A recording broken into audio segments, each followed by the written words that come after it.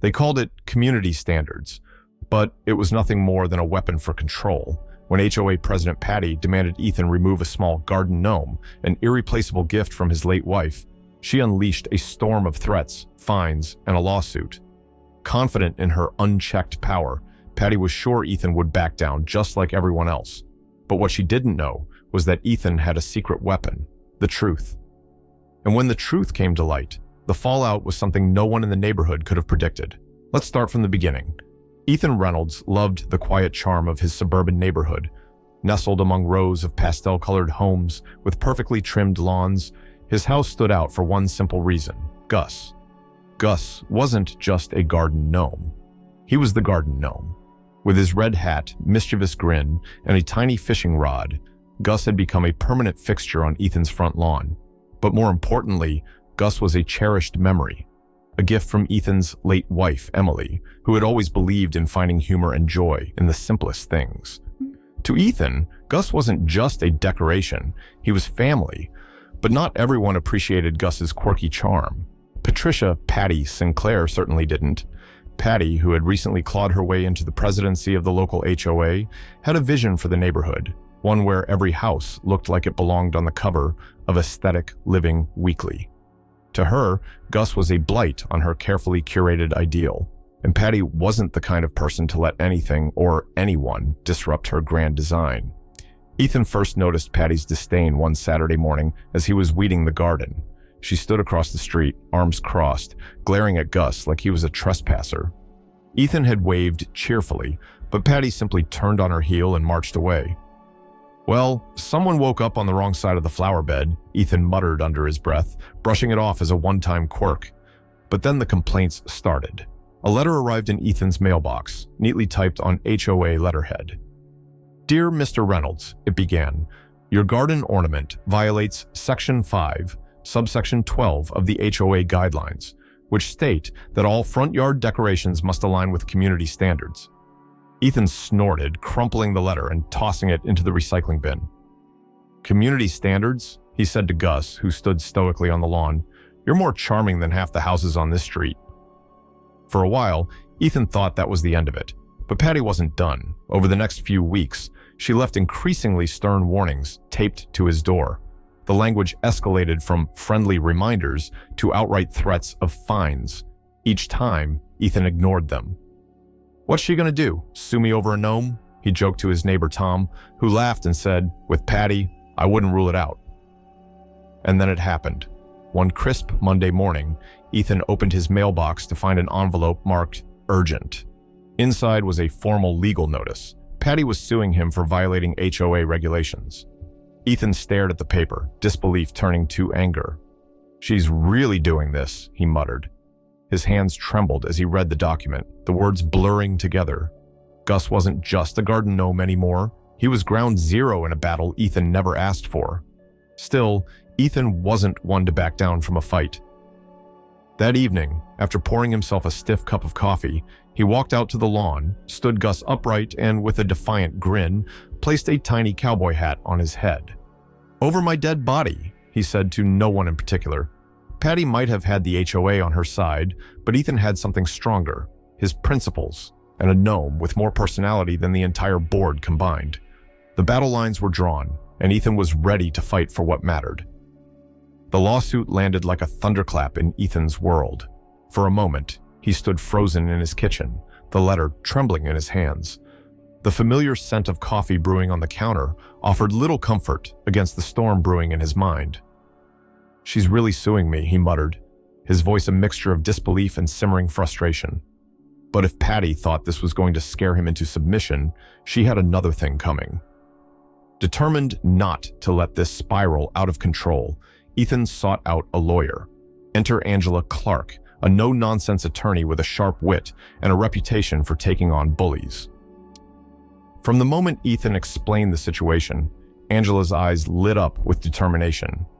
"This isn't about a garden gnome," she said, leaning back in her chair. "This is about control.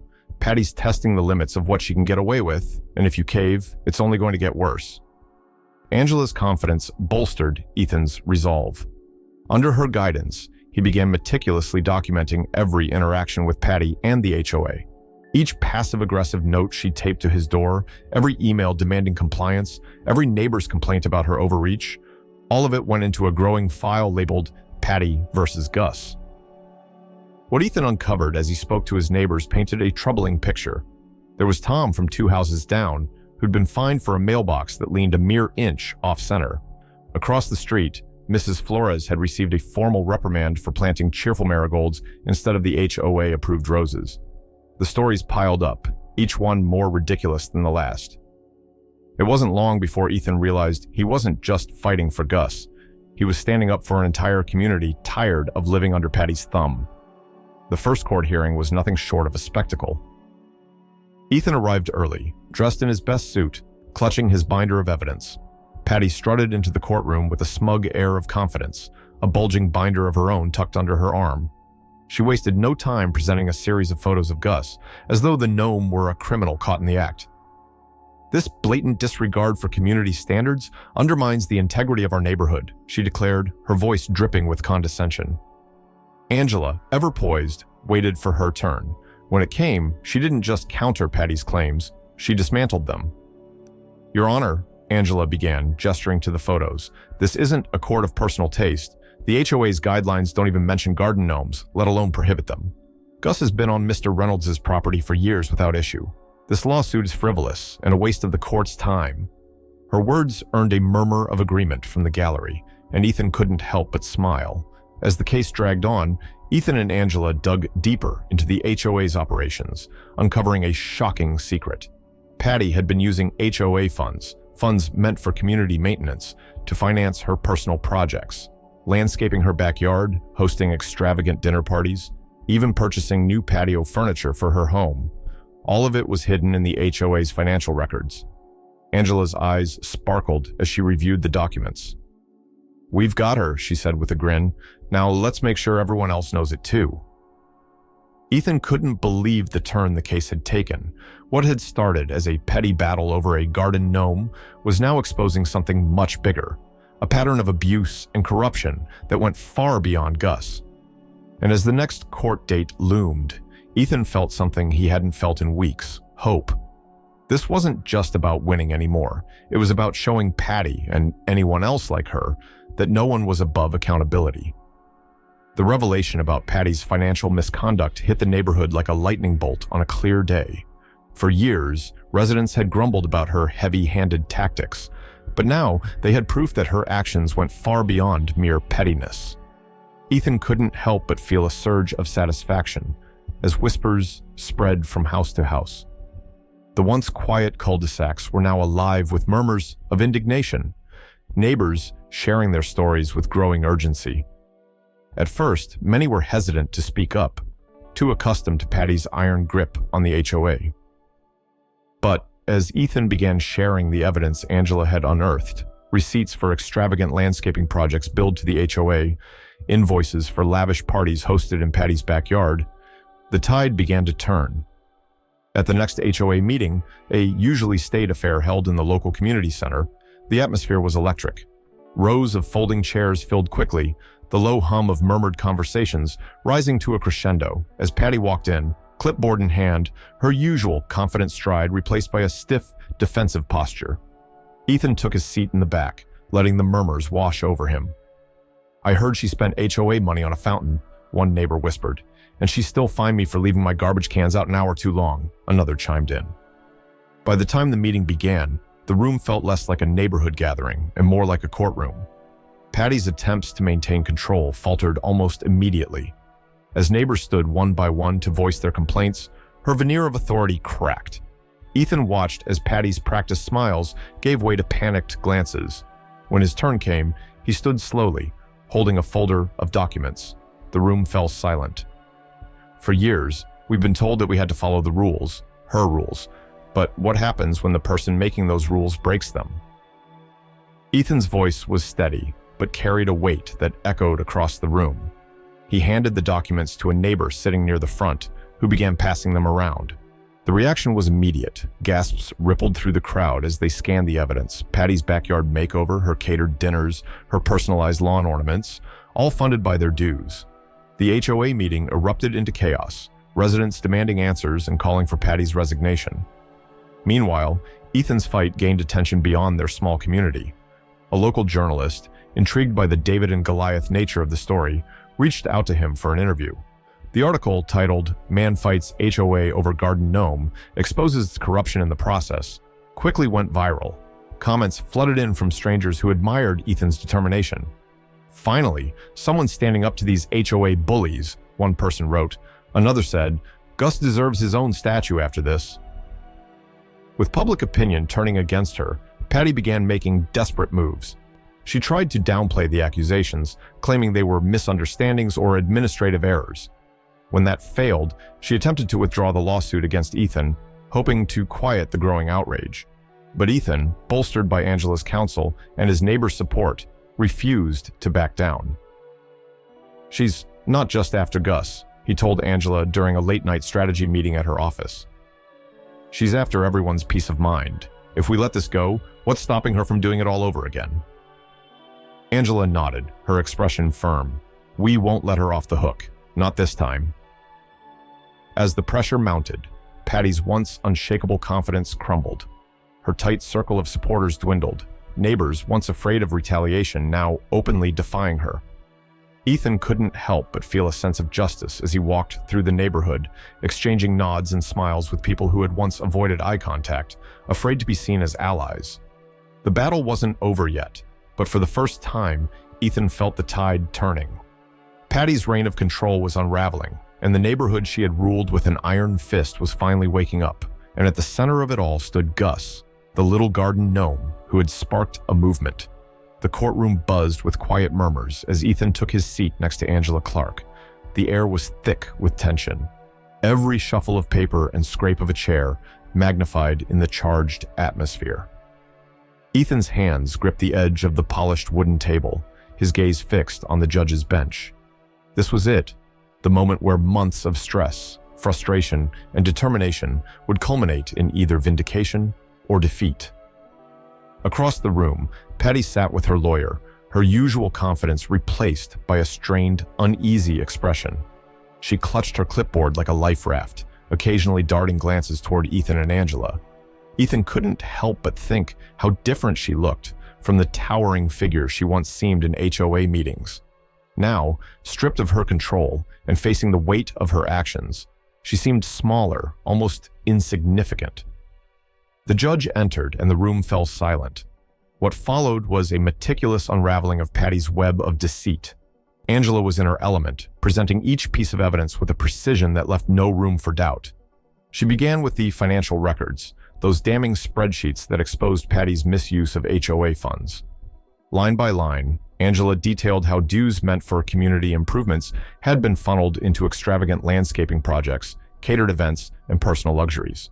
The turning point came when Angela introduced the testimonies from neighbors. Mrs. Flores, her voice steady despite her evident nerves, described how Patty had fined her for planting marigolds while simultaneously approving a fountain installation in her own yard, paid for with HOA money.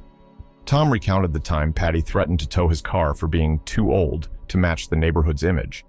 Each story painted a clearer picture of Patty's abuse of power, her pattern of bending rules to suit her whims while holding everyone else to impossible standards. Patty's lawyer attempted to counter, arguing that the expenditures were for community beautification. But Angela was ready. "Beautification? For whose benefit?" she asked, holding up a photo of Patty's newly landscaped backyard. The image of the pristine, HOA-funded oasis was the final nail in the coffin. Even the judge couldn't hide their disapproval, their stern expression fixed firmly on Patty. When it was Ethan's turn to speak, he kept it simple. "This wasn't about a garden gnome," he said, his voice steady but tinged with emotion. "It was about standing up to someone who thought they could control our lives, our homes, our peace of mind. Gus might just be a decoration, but this fight was about so much more than that." The judge's decision was swift and decisive. The lawsuit against Ethan was dismissed, with the court ruling that Gus did not violate any HOA regulations. Furthermore, Patty was ordered to step down as HOA president immediately and repay the misused funds in full. The judge's final words echoed in the room. No one is above accountability, especially when entrusted with the responsibility of representing a community. As the gavel struck, signaling the end of the hearing, a wave of relief washed over Ethan. He glanced at Angela, who gave him a triumphant nod. But the real cherry on top came moments later, when the judge ordered Patty to cover all of Ethan's legal fees. The sum was substantial, and the audible gasp from Patty was the closest thing to an apology Ethan would ever get. Patty left the courtroom with her head hanging low, the clipboard clutched tightly to her chest as if it could shield her from the whispers and stares. Ethan watched her go, a mixture of triumph and empathy filling his chest. He didn't feel the need to gloat. Justice had been served, and that was enough. Outside the courthouse, Ethan paused to take in the crisp air, the weight of the past months finally lifting from his shoulders. Angela clapped him on the back. "You did it," she said, her usual sharp tone softened with genuine pride. Ethan smiled, looking toward the horizon. Gus was going back to his rightful spot on the lawn, cowboy hat and all. And the neighborhood? It would finally have the peace it deserved. The neighborhood felt different now, lighter, as though a weight had been lifted from the air. For years, Patty's reign had cast a shadow over the tight-knit community, her relentless pursuit of control stifling the simple joys of suburban life. But with her departure, the streets seemed to hum with renewed energy, as if the houses themselves were exhaling a collective sigh of relief. The HOA, once a symbol of fear and frustration, underwent a complete overhaul. Under new leadership, the organization embraced transparency and fairness, implementing rules that actually served the residents instead of stifling them. Meetings transformed from tense battlegrounds into collaborative discussions where neighbors felt heard and valued. Ethan's victory didn't just restore peace to his own yard, it sparked a ripple effect that reached every corner of the community. For Ethan, life settled back into its familiar rhythm, though with one notable difference. He had become something of a local hero. Neighbors who had once nodded politely as they passed now stopped to chat, their gratitude evident in their smiles.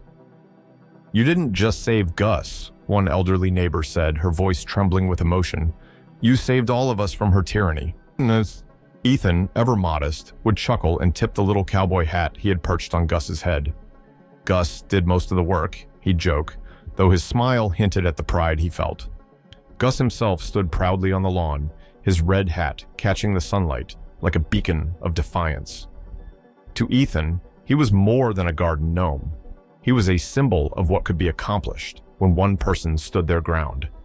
Gus had been there through the battle, weathering every storm Patty threw their way, and now he stood as a reminder that even the smallest figures could make the biggest difference. The changes in the neighborhood extended beyond the HOA. With Patty's influence gone, residents began to reconnect, their shared experiences forging bonds that had long been buried under layers of fear and resentment. Block parties returned, children played freely in their yards, and gardens blossomed in a riot of colors, each one a reflection of the owner's personalities. The neighborhood wasn't just recovering, it was thriving. Ethan often found himself reflecting on the journey. Sitting on his porch with a mug of coffee, he'd watch as the world around him came alive. The laughter of children, the hum of conversation, the scent of freshly mown grass. It all felt sweeter now, more vibrant. He thought of his late wife, Emily, and how much she would have loved to see the community come together. Gus, her playful gift, had become a catalyst for change, a testament to the power of standing up for what mattered. One sunny afternoon, a small group of neighbors gathered on Ethan's lawn, chatting animatedly about their plans for the next HOA meeting. A young couple approached him, their toddler giggling as she toddled toward Gus. "Thank you," the husband said, his voice sincere. "What you did gave us hope that we can make this place better for our kids." Ethan smiled, feeling a warmth that had nothing to do with the sun. "We all did it," he replied. "Together." He reached out to steady the toddler, who had decided Gus's fishing rod needed adjusting. "And Gus, of course," he added, tipping the cowboy hat once more. As the sun dipped below the horizon, casting the neighborhood in a golden glow, Ethan leaned back in his chair, content. Justice had been served, not just for him, but for everyone who had endured Patty's reign. The community was stronger now, more united, and Ethan knew that Emily would have been proud, all thanks to a little garden gnome and the determination to fight for what was right.